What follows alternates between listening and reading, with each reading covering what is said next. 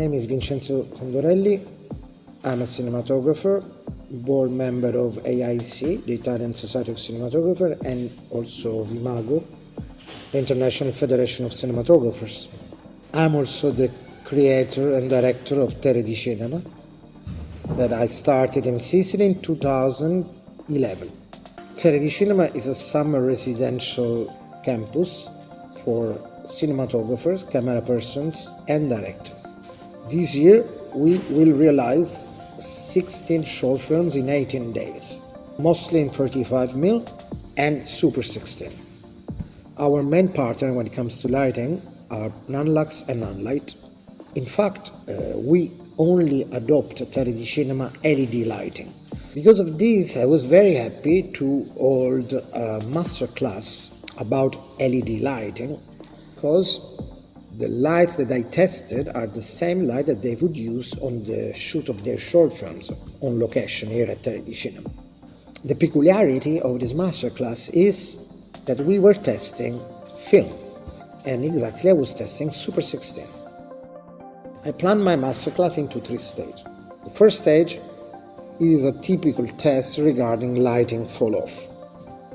The second stage is a simulation of a scene lit with small LED fixtures, and the third stage with the biggest fixtures that we had available by Nanlux, that is the 5000 Evoke and the 2400. What regards the first test, I wanted our camera persons to understand that the source of light has to be placed at a certain place that grants us the possibility to have an even fall off. For instance, if I'm using the 5K, how far should it be from the window, and what is the golden spot at which I have an even fall off for, say, 5, 6, 7 meters, and what am I getting there in terms of T-stop? Of course, the intensity of this light is unprecedented. It is a light that can compete with the M90, the typical HMI M90 lighting. But of course, with the great advantage of being an LED, having the possibility of changing Kelvin. In fact, another thing we noticed during the test is that shifting from daylight to tungsten, there was basically no loss in light, and this was something that really impressed me.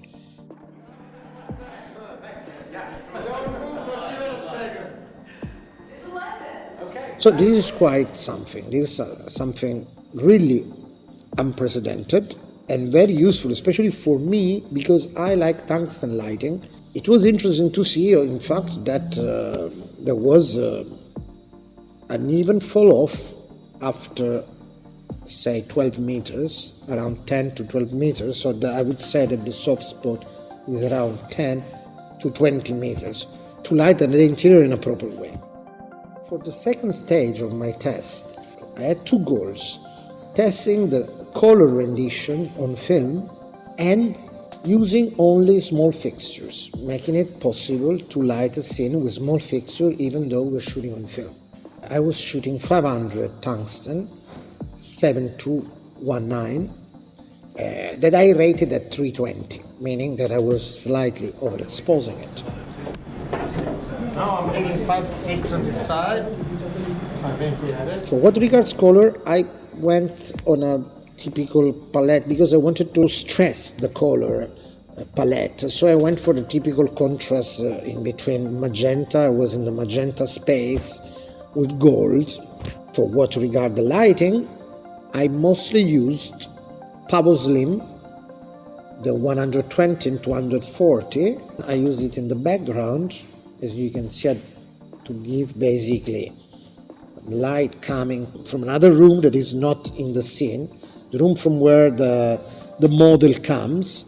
So I have this light that I kept more or less balanced to my Kelvin temperature of the film. Then I use, for the ambience on the walls, I use the Pavotubes which I find extremely useful. For the backlight, I use one Pavoslim hanging from the ceiling. I also add a few bulbs here and there that I put just to give a bit of ambience and to enhance the color, the palette that I chose for the scene. Rolling, slate. Thank you. Set. Action.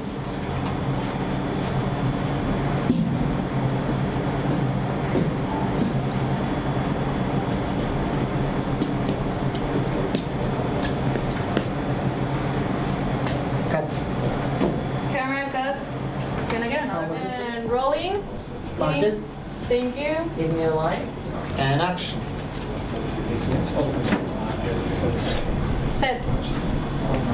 Highlight. For the third stage of the test, I opted for the biggest fixtures that I have, the biggest sources of light. Because I was interested in seeing the intensity, I was lighting for a much bigger space, and I was lighting the way I like to light, and I used to light with traditional lighting. Light coming at the interior, light comes from outside, so therefore I create a key light that was the sun with the 5K in the second door, basically, that we see. While in the front, I was using the smaller one, the 2400, with a snoot in order to keep the light away from the walls. And then we had two different settings for the background. Once we left the background going dark into darkness, in another we added some color, so we took a Pavoslim and we put some warm kind of orange light in the back. You can put a panel in the way to the bathroom. Yeah. So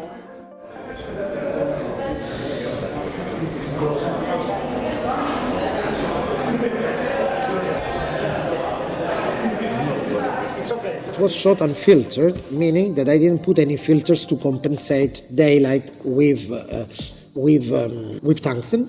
I used Ace machine, of course, to enhance that, and I was also very happy by the degree of control that I had with the 2400. 2 steps back, Camilla. Camera is rolling. And action.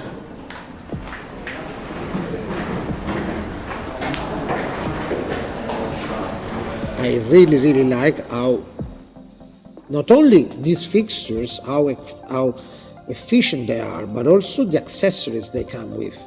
The Fresnel lenses that they have, the snoot, the reflectors. I really believe these are fixtures that are like all-rounders, and they can be used for any necessity when it comes to lighting, for night or day interior, and also for exteriors by combining them. But this we didn't have the opportunity to test this time. I hope maybe next year we will do some nice night exteriors test. So thank you Nanlux, thank you Nanlite. It's been a real pleasure.